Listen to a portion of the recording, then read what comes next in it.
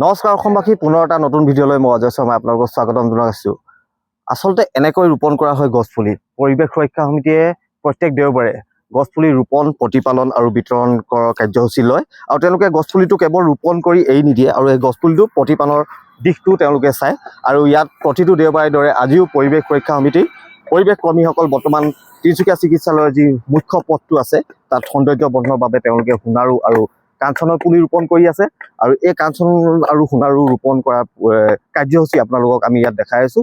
আমাৰ লগত পৰিৱেশ সুৰক্ষা সমিতিৰ কেন্দ্ৰীয় সভাপতি আছে ঋতুৰাজ বৰুৱা, পৰিৱেশ সুৰক্ষা সমিতিৰ কেন্দ্ৰীয় কাৰ্যকৰী সভাপতি দিগন্ত ভট্ট ডাঙৰীয়া আছে, পৰিৱেশ সুৰক্ষা সমিতিৰ সাধাৰণ সম্পাদক ফটিক মৰাণ ডাঙৰীয়া আছে, লগতে আমাৰ পৰিৱেশ সুৰক্ষা সমিতিৰ প্ৰতিপালন সম্পাদক মুক্তি বাইলুং আছে, আমাৰ পৰিৱেশ কৰ্মী দেৱৰ্ষী প্ৰীতম হাজৰিকা আছে। তেওঁলোকে সকলোৱে আজি এনেদৰে উপস্থিত হয় এই গছপুলিসমূহ নতুনকৈ ৰোপণ কৰিছে আৰু পুৰণা যিসমূহ গছপুলি ইয়াত ৰোপণ কৰা হৈ গ'ল সেই গছপুলিসমূহ তেওঁলোকে প্ৰতিপালনৰ কাৰ্যসূচীটো চাইছে। আৰু আমাৰ এইফালে পৰিৱেশ সুৰক্ষা সমিতিৰ কেন্দ্ৰীয় কাৰ্যকৰী সভাপতি দিগন্ত ভট্ট ডাঙৰীয়া আছে, তেখেতৰ পৰা আমি দুআষাৰ চমুকৈ জানিব বিচাৰিম, যিহেতু তেওঁলোকে পুনৰ ইয়াত উপস্থিত হৈছেহি আৰু পৰিৱেশৰ প্ৰত্যেকটো কাৰ্যসূচীত দেওবাৰৰ প্ৰতিপালনৰ কাৰ্যসূচীত তেওঁলোক উপস্থিত থাকে। দাদা, আজি আপোনালোক আকৌ পুনৰ উপস্থিত হৈছে। প্ৰায় মুখ্য পথটো প্ৰায় সম্পূৰ্ণ হৈছেগৈ আৰু সোণাৰু আৰু কাঞ্চনৰ পুলি আপোনালোকে যিহেতু ৰোপণ কৰি আছে, কি ক'ব? পৰিৱেশ সুৰক্ষা সমিতিয়ে প্ৰত্যেকটো দেওবাৰৰ দৰে আজি আমি আকৌ ওলাই আহিছোঁ। আমি ভিতৰত ইতিমধ্যে আপোনালোকে জানে যে প্ৰায় 500ৰ অধিক পুলি ৰোপণ কৰা হৈছে। তাৰ প্ৰায় 80% আমি পুলি বচাবলৈ সক্ষম হৈছোঁ।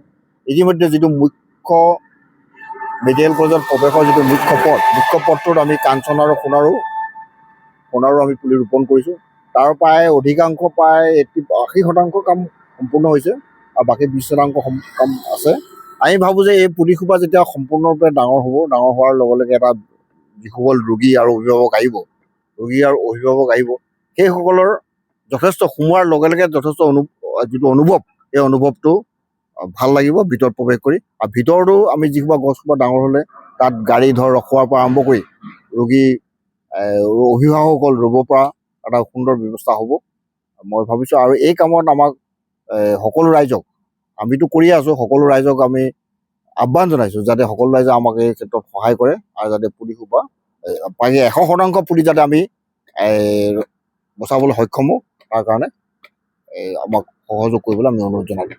আমি ধন্যবাদ জনাইছোঁ পৰিৱেশ সুৰক্ষা সমিতিৰ কেন্দ্ৰীয় কাৰ্যকৰী সভাপতি দিগন্ত ভট্ট ডাঙৰীয়ালৈ। আৰু আচলতে ইয়াত গছপুলিসমূহ যি ৰোপণ কৰা হৈছে যাতে জনসাধাৰণৰ ইয়াত কোনো কষ্ট নহয়, যাতে যিহেতু মুকলি ঠাই হয়, ভিতৰৰ ভাগ মুকলি ঠাই আৰু এই সন্মুখ ভাগ যিহেতু এক ধুনীয়া পৰিৱেশৰ সৃষ্টি হ'ব।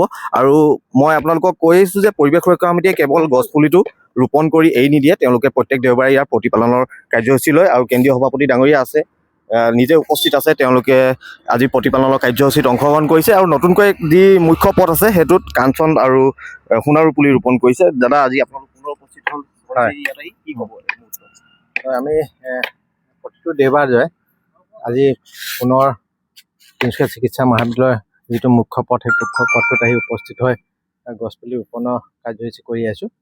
আৰু এই পথটোত বিশেষকৈ আমি সোণাৰু কাঞ্চন পুলি ৰুইছোঁ আৰু ইয়াৰ মাজে মাজে কিছুমান আৰু সৌন্দৰ্যবৰ্ধনৰ কিছুমান গুল্মজাতীয় ফুল, ইয়াত প্ৰজাতিৰ ফুল আমি ইয়াত ৰোপণ কৰা বিশেষ ব্যৱস্থা কৰিম।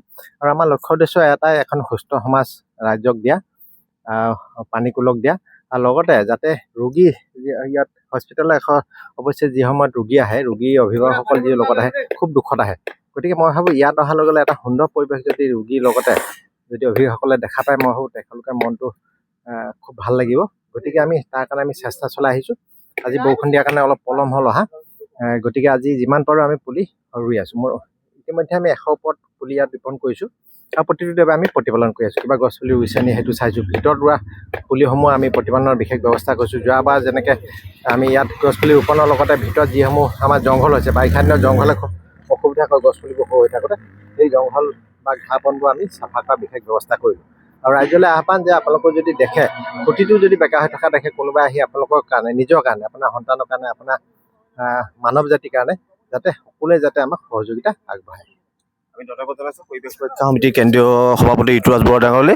আৰু আজি যিহেতু দেওবাৰৰ যি কাৰ্যসূচী ইয়াত চলি আছে বৰ্তমান, প্ৰতিপালন সম্পাদক মুক্তি বাইলং আছে, প্ৰতীক মৰাণ ডাঙৰীয়া আছে, পৰিৱেশ কৰ্মী দিগন্ত ভট্ট ডাঙৰীয়া আছে, আৰু তেওঁলোকে প্ৰত্যেক দেওবাৰে ইয়াত গছপুলি ৰোপণ আৰু প্ৰতিপালনৰ কাৰ্যসূচী ল'ব, আৰু আমি সেইবিলাক আপোনালোকক ভিডিঅ' আকাৰত দেখাবলৈ চেষ্টা কৰিম। আমি ধন্যবাদ জনাইছোঁ সকলোলৈ।